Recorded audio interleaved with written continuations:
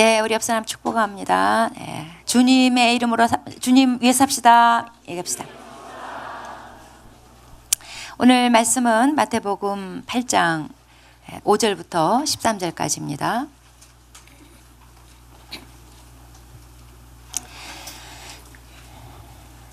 저랑 한 절씩 읽도록 하겠습니다. 예수께서 가버나움에 들어가시니 한 백부장이 나와 간구하여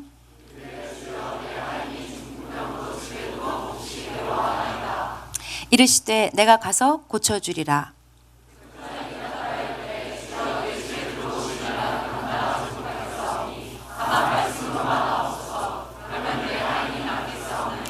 나도 남의 수하에 있는 사람이요 내 아래에도 군사가 있으니 이더러 가라 하면 가고 저더러 오라 하면 오고 내 종도로 이것을 하라 하면 하나이다.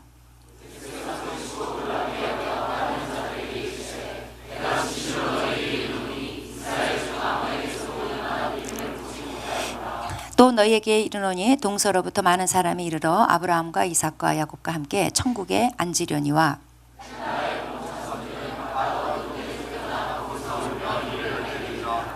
예수께서 백부장에게 이르시되 가라 내 믿은 대로 될지어다 하시니 그 즉시 하인이 나으니라. 아멘. 오늘 말씀은 예수님께서 백부장의 하인의 병을 고쳐줬다는 얘기입니다. 백부장이 누군가? 백과장이 승진하면 백부장이 되는 건가? 네.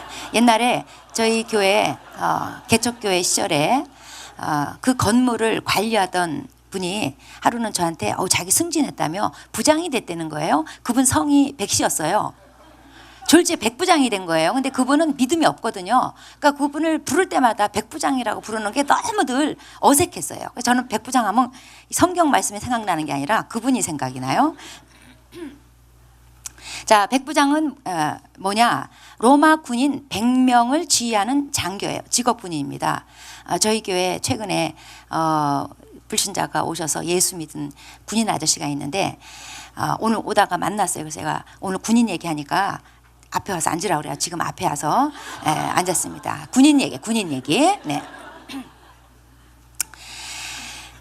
자, 이 백부장이 주여 그럽니다. 당시 로마 황제가 주였어요. 이거는 예수님에 대한 믿음으로 예수님께 주여 그럽니다. 내 하인이 중풍병으로 집에 누워 있는데 굉장히 괴로워합니다. 이 말씀이 누가복음에도 7장에도 기록이 똑같은 사건이 기록이 되어 있는데 거기에는 보면은 내 하인이 병으로 죽게 됐다고 기록이 돼 있어요. 예수님께서 내가 가서 고쳐주리라 하십니다. 그러니까는 백부장이 주님 내 집에 들어오시면 내가 감당을 못하겠습니다. 그냥 다만 말씀으로만 해주셔도 됩니다. 그러면서 그 이유에 대해서 9절에 이렇게 설명합니다. 나도 남의 수하에 있는 사람이고 또 내 아래에 또 군사가 있습니다. 그래서 내가 가라 그러면 그가 가고 오라 그러면 오고 이거 해라 그러면 하고 그렇습니다. 그러니까 이 백부장은 이 권세의 원칙을 잘 이해하고 있었던 사람이에요. 자기가 로마 황제 아래에 있었어요. 그래서 자기가 군사들한테 명령을 하면 그게 자기 개인의 명령이 아니라 곧 황제의 명령이었던 거예요. 그래서 무조건 그 말에 굴복하게 돼 있는 이 원칙, 이거를 잘 알고 있었던 사람이에요. 그래서 예수님이 뭘 명령하시면 그게 곧 하나님의 명령이라는 거. 그 명령 앞에 질병도 굴복할 수밖에 없다는 거. 이 원칙을 잘 이해하면서 예수님한테 오실 필요 없습니다. 그냥 말씀만 하셔도 됩니다. 이렇게 얘기하는 거예요. 예수님이 그의 말을 들으시고는 성경에 보면 놀라셨다는 거예요. 사실 예수님은 그 신성으로 말할 것 같으면 뭘 들어야 놀라고 그런 분이 아니죠. 어머 너 그랬니? 놀라워라. 그런 분이 아니죠. 신성을 가졌다면 안 들어도 그냥 아셔요. 근데 여기서 예수님이 듣고 놀라셨다 이거는 굳이 예수님의 완전하신 인성을 강조하고자 이렇게 기록하고 있는 겁니다. 예수님께서 이제 놀라시면서 하시는 말씀이 이스라엘에 이만한 믿음을 가진 자를 내가 본 적이 없다 하시면서 이제 11절 12절에 복음이 이방인에게도 이제 전해질 것을 말씀하셔요. 구원이 이방인에게로도 확대될 것을 말씀하십니다. 11절 12절에 예수님이 또 너희에게 이르노니 동서로부터 많은 사람이 이르러 아브라함과 이삭과 야곱과 함께 천국에 앉으려니와 그 나라의 본 자손들은 바깥 어두운 데 쫓겨나 거기서 울며 이를 갈게 되리라. 이렇게 말씀하셔요. 자, 이 말씀은 유대인들한테는 엄청 도전적이고 충격적인 말씀이에요. 오늘날 우리들에게는 복음이 우리 이방인들, 이스라엘 사람 아닌 이방인들에게 선포되고 구원을 받고 이런 게 전혀 새삼스러운 일이 아니에요. 그런데 당시로서는 그 선민 의식에 사로잡혀 있던 유대인으로서는 사실 이 말씀이 엄청 획기적이고 충격적인 도전적인 말씀이에요. 이스라엘 백성은 구원은 오직 그냥 그들의 전유물인 줄로 알았어요. 이스라엘 백성은 하나님 앞에 다른 민족과 달리 어떤 독점적인 지위를 갖고 있다고 여겼어요. 여기 아브라함, 이삭, 야곱 이 이스라엘 민족의 조상되는 이 세 사람은 이스라엘의 혈통적 그리고 종교적인 뿌리가 되죠. 그냥 아브라함, 이삭, 야곱 이러면 그냥 이게 그냥 여호와 신앙을 그냥 대변하는 인물들이에요. 그런데 이 아브라함, 이삭, 야곱 이들과 이방 잡것들이 함께 앉아 있는 것은 상상할 수 없는 일이었어요. 유대인들한테는. 게다가 이스라엘 백성은 본 민족은 딴 데로 쫓겨나서 어두운 데로 쫓겨나서 거기서 울면서 일을 간다. 이거는 상상할 수 없었던 일이에요. 예수님께서 장차 복음이 이방인에게로 확산될 것을 그리고 믿지 않는 자는 유대인이라 할지라도 어두운 데 쫓겨나게 될 것을 미리 말씀하시는 거예요. 우리가 천국 가면 바울이나 베드로랑 함께 있는 거 혹시 상상되십니까? 천국 가면 나 혼자 가 있을 것 같아요? 상상이 되셔야 되는데 가면 바울, 베드로, 성경 인물 다 나와요. 거기 다 있어요. 그래서 바울, 베드로 이런 사람과 같이 있을 거라는 상상은 하는데 아브라함, 이삭, 야곱과 야곱과 내가 같이 있다 이런 상상은 못하는 경우가 많습니다. 같이 있어요. 뿐만 아니라 보아스, 룻 이런 사람하고 같이 있어요. 뭐 여기에 있는 사람들 엄청난 사람들 다 같이 있게 돼요. 기분 나빠요? 자, 이게 실제 앞으로 우리가 겪게 될 사건입니다. 자, 13절에 그래서 예수님께서 백부장한테 그래 가라 내 믿은 대로 될지어다. 그러니까 그 즉시로 하인이 나섰다는 겁니다. 그 누가복음 7장에 이 같은 사건이 이제 기록된 것을 보면은 예수님한테 백부장이 직접 찾아와서 얘기한 게 아니라 백부장이 두 차례 사람들을 보내요. 먼저는 자기 아는 유대 장로들을 보내고 그 다음에는 자기 친구들을 보내고 그렇게 해서 대신 말을 전하게 합니다. 그런데 이제 이 마태복음에는 예수님하고 백부장하고 직접 대화한 걸로 기록되어 있는데 아마 이거는 백부장이 사람 보낸 것이 백부장의 뜻이었기 때문에 이 마태복음에는 직접 대화한 것으로 기록한 것 같습니다. 어쨌든 이 백부장은 굉장히 훌륭한 사람이에요. 성경에 보면 또 훌륭한 백부장이 있어요. 고넬료, 사도행전 10장에 나오는 고넬료도 백부장이었는데 사도 베드로가 이방인에게 처음 말씀을 전하게 된 선교하게 된 의미 있는 인물이죠. 하나님이 지시하셔서 베드로가 이방인 백부장 고넬료를 찾아가서 복음을 전하고 이제 그게 이제 공식적으로 이방인에게 복음이 열린 구원이 선포된 그런 사건이었습니다. 그러니까 오늘 이 말씀도 예수님께서 장차 복음이 이방인에게로 확대될 것이다. 구원이 이방인에게 확대될 것이다. 그 말씀을 해주게 된 인물도 백부장이고 또 실제로 복음이 그렇게 사도에 의해서 이방인에게 처음 전해진 것도 백부장 고넬료였고 이게 참 군인들이 훌륭해요. 군인들이 쓰임 받고 있어요.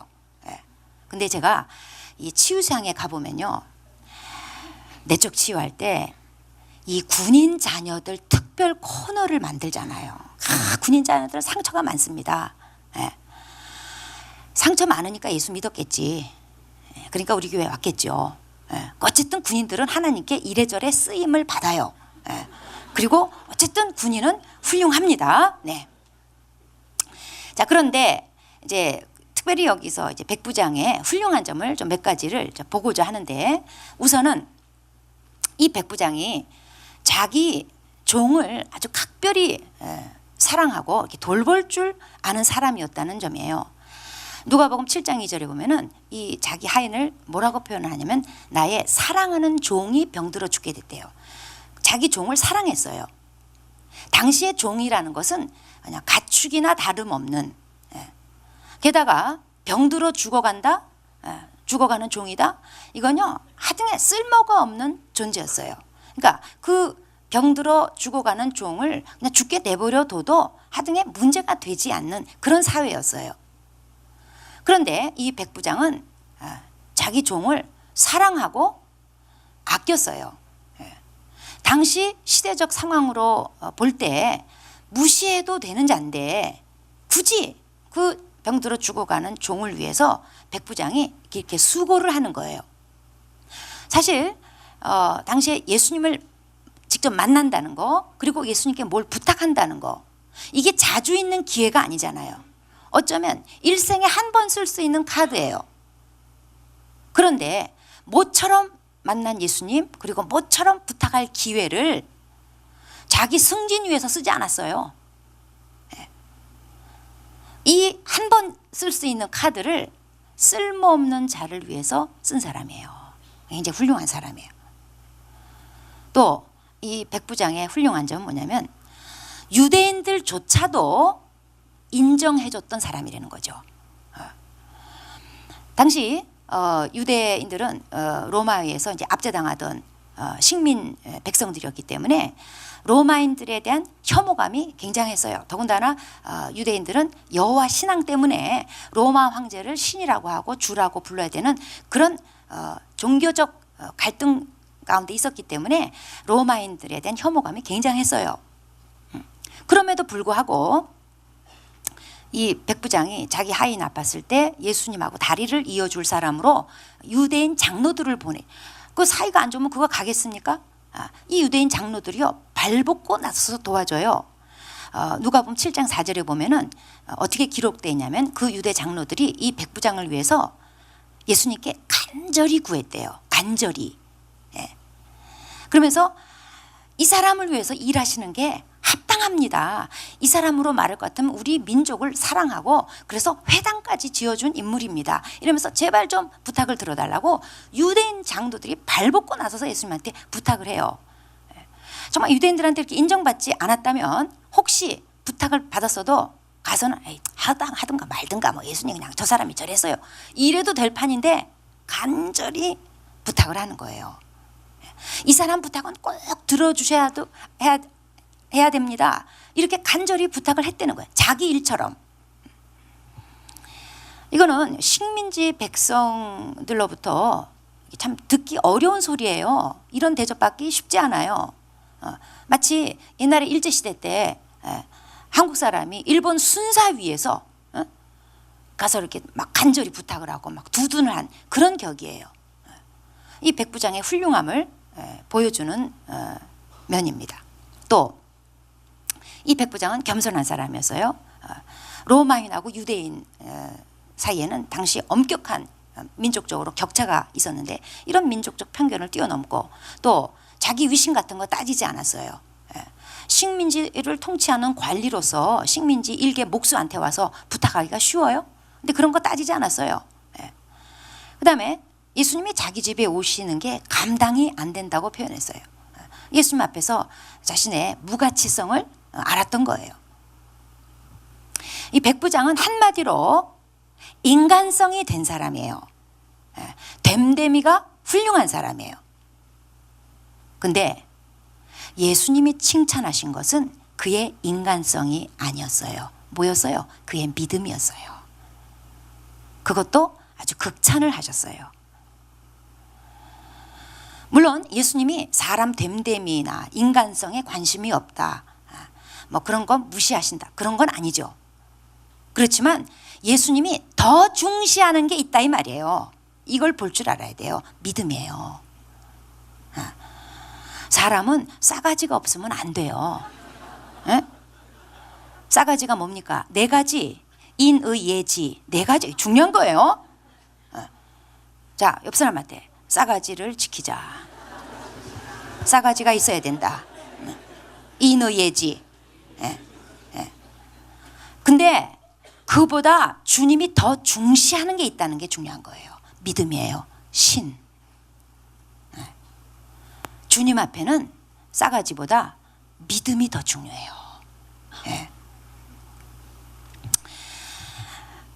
이제 이 8장 저 뒤로 가면은 26절에 가면은 예수님께서 제 아들한테 믿음이 작은 자들아 그러면서 책망하셔요. 배에서 풍랑 만났을 때. 그런데 이방인인 이 백부장한테는 이만한 믿음을 내가 본 적이 없다. 그러니까 믿음이 엄청 크다는 거죠.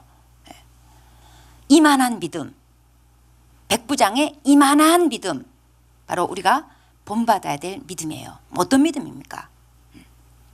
자, 백부장이 8절에 예수님 우리 집에 오실 거 없습니다. 그냥 거기서 다만 그냥 말씀으로만 하옵소서. 그러면 내 한이 낫습니다. 이렇게 고백을 했어요.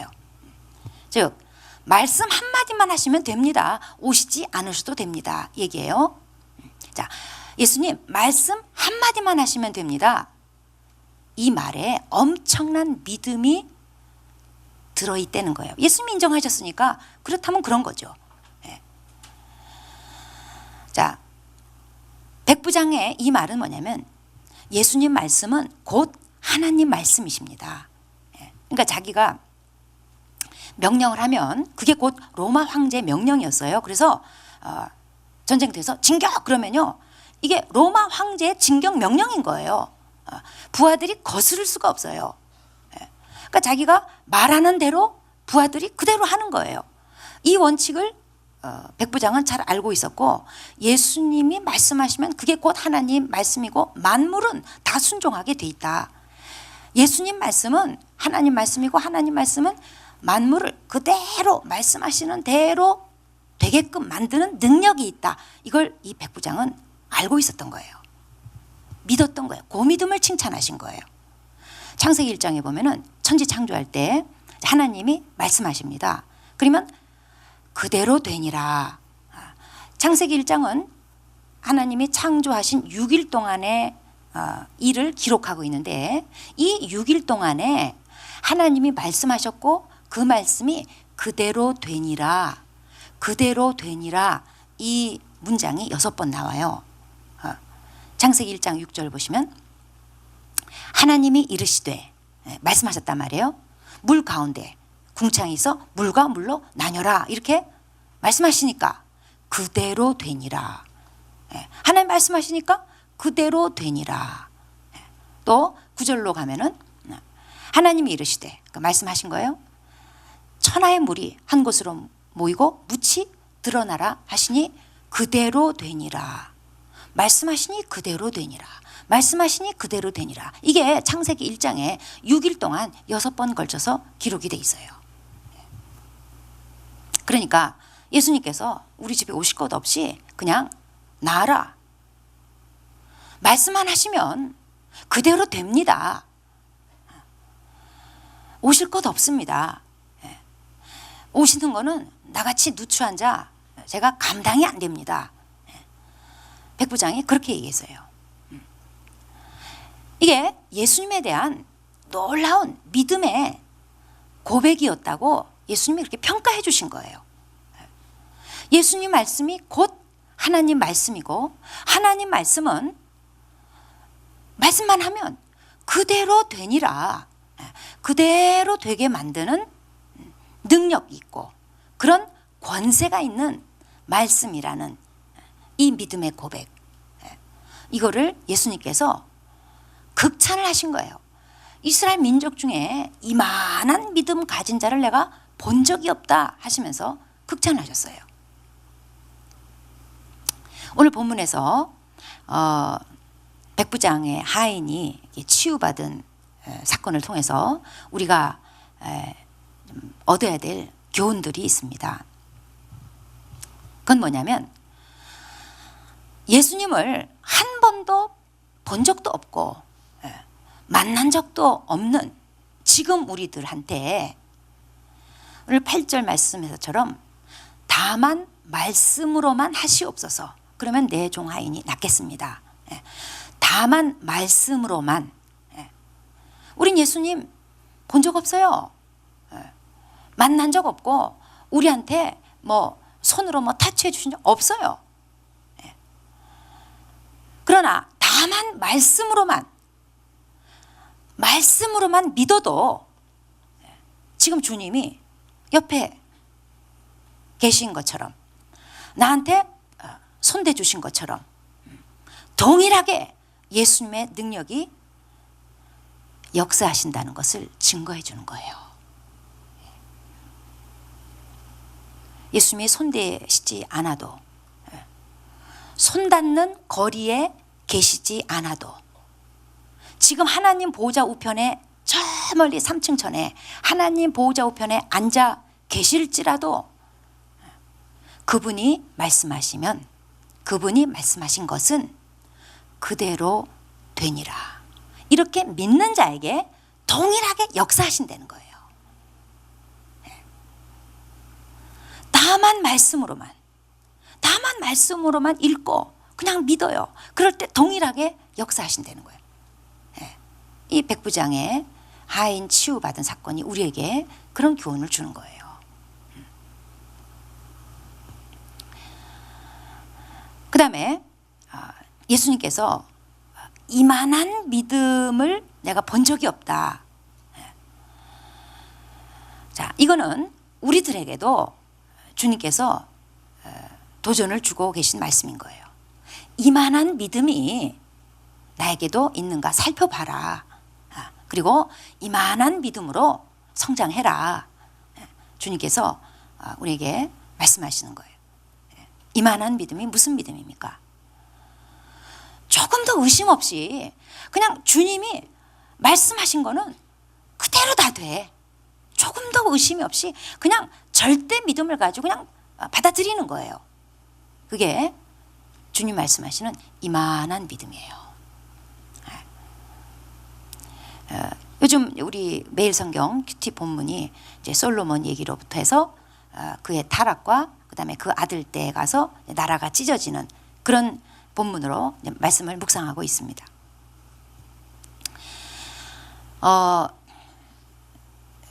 최근 큐티 본문 중에 이제 열왕기상 11장 9절에 보면은 하나님이 솔로몬 한테 일찍이 2번이나 그에게 나타나셔서 명령을 하셨다는 겁니다. 그러니까 솔로몬 아들 때 가서 나라가 갑자기 어느 날 그냥 갑자기 하나님이 갑자기 기분이 나쁘더니 확 찢어놓고 그런 게 아니라 솔로몬한테 일찍이 2번이나 나타나서 명령을 하셨다는 거예요. 무슨 명령? 그걸 찾아보면은 성전이 완공되고 나서 하나님이 솔로몬한테 나타나요. 열왕기상 6장에 보면은 그러면서 내 아버지 다윗에게 한 말 내가 확실히 이룬다. 자, 그게 소위 다윗의 언약이라는 건데 다윗이 순종하면 다윗 아들 때 가서도 순종하면 하나님이 그 나라를 영구히 지키실 거고 만약에 돌아서면 하나님께서 채찍을 들어서 벌하실 거다. 이게 다윗에게 주신 언약이에요. 성전 완공하고 나서 솔로몬에게 나타나서 그 다윗의 언약을 기억해라. 너네 아버지한테 한 말 내가 확실히 이룬다. 기억해라. 이렇게 한번 경고하셨어요. 또 한 번 열왕기상 9장에 보면은 솔로몬 꿈에 또 나타나셔요. 그러면서 또 한 번 하나님께서 경고하십니다. 2번 경고하셔요. 2번 나타났다는 거 저도 이렇게 세밀하게는 모르고 있다가 은혜롭게도 어제 우리 아들이 큐티 딱 이게 묵상한 걸 보내줘가지고 2번 나타나. 사람은 평생 배워야 돼요. 아들한테 배웠어요. 2번 나타났구나. 2번 나타나서 경고하셨어요. 근데 솔로몬은 하나님 말씀이 그대로 되리라고 생각지 않았어요. 무시했어요. 그거 뭐 설마 그대로 되겠나. 이 솔로몬 눈에 보이는 이 부귀영화는 어느 왕도 누리지 못한 이게 망하겠나? 이게 없어지겠나? 내가 모은 마병 병거가 얼만데 누가 감히 넘보겠나? 예. 그 말이 이루어지라고는 상상도 안 했어요. 안 믿었어요. 그냥 무시했어요. 또 오늘 큐티 본문, 오늘 이제 큐티 본문 보면 이제 솔로몬 아들 때 이제 하나님이 치셔가지고 이제 여로보암이 반역을 하죠. 그 이제 하나님이 여로보암을 이제 그 채찍으로 쓰시면서 이제 북이스라엘 10지파를 띄워주셔요. 그러면서 또 약속해 주십니다. 네가 순종하면 내가 너와 함께 해줄 거고, 그리고 너의 나라를 견고히 세워줄 거다. 그런데 이 여로보암 또한 그 하나님의 말씀을 설마 그렇게 될까 안 믿죠. 예. 그리고 무시하죠. 예. 그래서 열왕기상 12장 33절에 보면은 자기 마음대로 금송아지 만들고 제사장 세우고, 그래서 북이스라엘 민족이 남쪽으로 행여나 내려가지 못하게끔 자기가 다 인간적인 그 수법을 써서 다 막아놨어요. 하나님 말씀이 그대로 되리라고는 상상을 안 한 거예요. 안 믿은 거예요. 무시한 거예요. 여러분, 하나님 말씀은 말씀하신 그대로 됩니다. 하나님이 다 보시고 다 하시고, 그리고 보응하셔요. 하나님이 성경을 이렇게 기록해놨기 때문에 우리는 그거를 믿어요. 그래서 아무도 보지 않아도 두렵고 떨리는 마음으로 살 수밖에 없어요. 나중에 하나님께서 불러 우리 삶의 모든 공력을 심판하실 날이 온다는 거예요. 그래서 우리는 두렵고 떨리는 마음으로 하나님의 뜻을 행하고자 그렇게 살아가요. 이 시대는 금력을 믿는 시대입니다. 돈의 힘을 믿고 사는 시대예요. 우리 그리스도인은 말씀을 믿는 사람이에요. 그래야 이 불확실성의 시대에 살아낼 수가 있는 거예요. 내 삶에 이해할 수 없는 일이 일어나요. 부당한 일을 겪어요. 참 괴로운 일이 생겨요. 거기에 대해서 주님께서 우리에게 말씀하셨어요. 로마서 8장 28절에 하나님을 사랑하는 자, 곧 그 뜻대로 부르심을 입은 자들에게는 모든 것이 합력하여 선을 이루느니라. 우린 그걸 믿어요. 왜 나한테 이런 일이 일어나는지, 하나님 나한테 이렇게 하시는 건 좀 부당한 것 같습니다. 왜 이런 괴로운 일이 일어나는지 알 수가 없어요. 그러나 성경은 약속하고 있어요. 하나님을 사랑하는 자, 곧 그 뜻대로 부르심을 입은 자들 모든 것이 합력해 선을 이룬다. 이게 다 선을 이루는 재료구나. 그럼 믿고 기다리는 거예요. 그리고 그게 하나님을 사랑하는 자에게 그렇게 적용된다고 했으니 나는 하나님을 사랑하고 기다릴 뿐인 거예요. 그럼 하나님께서 결국은 다 합쳐서 선을 이루신대요. 두고 보세요. 선이 돼요. 우린 그걸 믿는 자예요. 말씀 그렇게 하셨으므로 그대로 될 것을 믿는 거예요. 하나님 요즘 나한테 침묵하시는 것 같으세요? 관심이 없는 것 같으세요? 사랑하지 않는 것 같으세요? 로마서 8장 39절로 가면 현재일이나 장래일이나 어떤 피조물이라도 우리를 하나님 사랑해서 끊을 수 없느니라. 그건 믿는 거예요. 그렇게 기록해 놓으셨으므로, 그렇게 말씀하셨으므로 그대로 되니라. 우리는 믿는 거예요. 주님은 우리 어떤 외적 조건이나 업적에 놀라지 않으셔요. 그런데 말씀 그대로 믿잖아요. 그거 보고 놀라셔요. 그리고 믿음 그대로 해주셔요. 합력해서 선을 이뤄주셔요. 하나님 사랑해서 끊을 수 없게 해주셔요. 기도하겠습니다.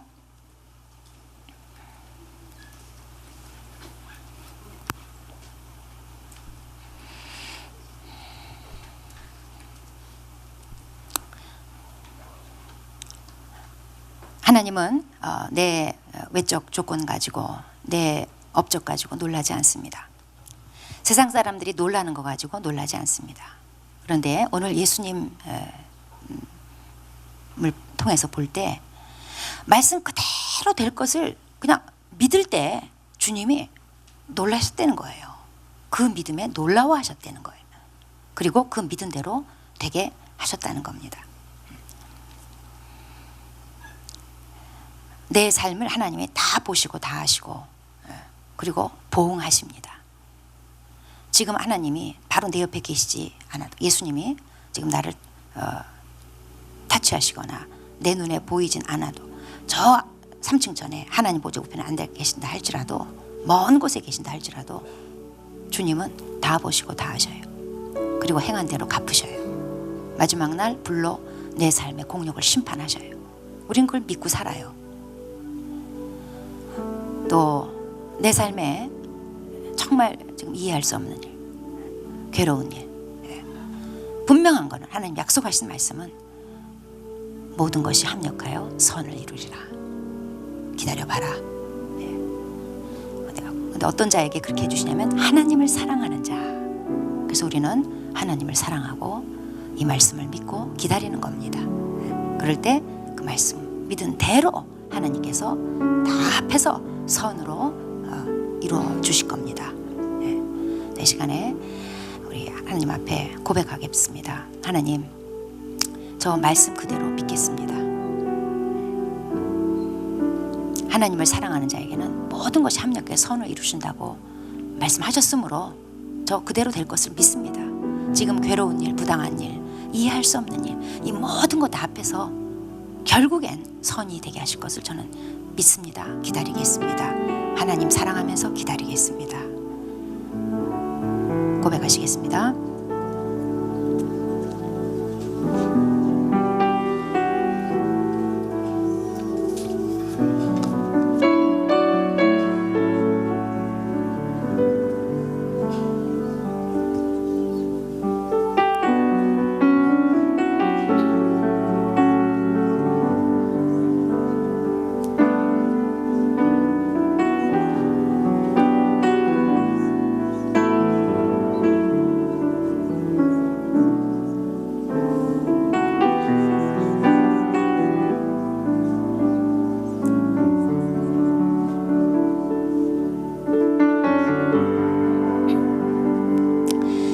주님, 백부장의 믿음을 보시고 이만한 믿음을 이스라엘에서 제가 본 적이 없다고 놀라워하셨습니다. 주님, 이만한 믿음, 우리의 믿음이 이만한 믿음으로 성장하기를 바랍니다. 주님, 성경에 기록된 이 말씀들 1.1핵도 의심하지 않고 이 말씀이 그대로 다 이루어질 것을 전적으로 신뢰하며 믿으며 살기를 바랍니다. 도와주시옵소서.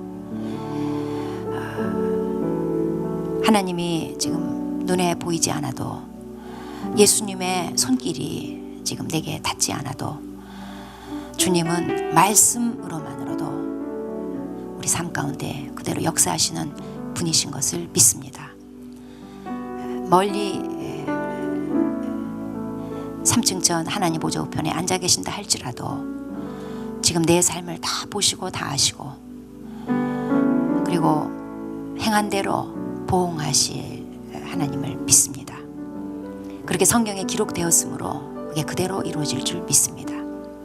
또한 내 삶에 정말 이해할 수 없는 일, 괴로운 일, 그리고 부당하다고 여겨지는 일들, 하나님을 사랑하는 자들에게는 이 모든 것이 합해서 결국 선을 이루신다고 약속하셨으니 그대로 될 것을 믿습니다. 하나님을 사랑하며 이 말씀이 그대로 이루어질 것을 믿으며 기다리겠습니다. 하나님의 사랑 안에서 현재일이나 장래일이나 그 어떤 다른 피조물도 우리를 끊을 수 없다고 했으니 믿고 살겠습니다. 하나님 사랑 안에 들어와 있음을 믿으며 살겠습니다. 주님, 우리의 믿음이 날로 날로 더 성장하게 하여 주시고 말씀 그대로 믿으며 말씀의 권위를 인정하고 말씀의 권위 앞에 엎드리는, 말씀 앞에 두렵고 떨리는 심정으로 한 걸음 한 걸음 가는 복된 삶이 되게 하여 주시옵소서. 예수님의 이름으로 기도합니다.